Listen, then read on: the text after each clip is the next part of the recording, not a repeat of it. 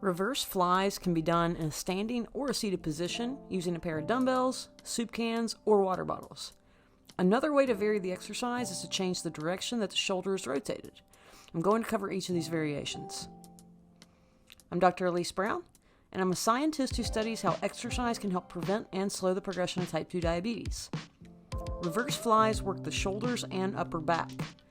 The main movements include horizontal shoulder abduction by the middle and posterior deltoid and rotator cuff, and shoulder girdle retraction by the middle and lower trapezius and rhomboids.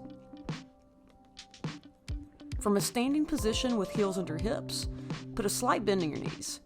If you're in a seated position, just sit at the edge of the chair or bench with heels under knees.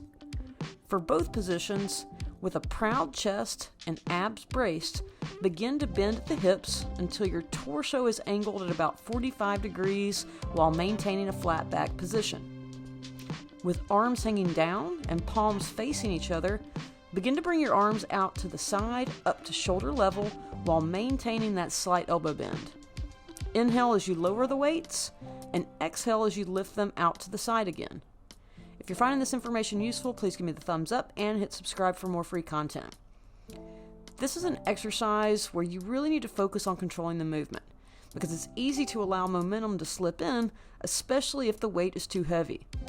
Some variations of this exercise can include internally rotating your shoulders so that the thumbs are facing each other, or having a neutral rotation so that the palms are facing each other.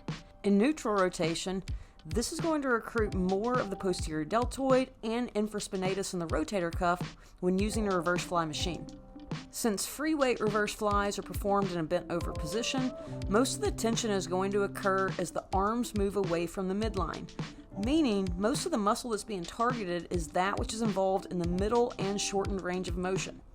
Since reverse flies can be done with a relatively light weight, they can be an excellent exercise choice for people with low strength in their back, hips, or grip.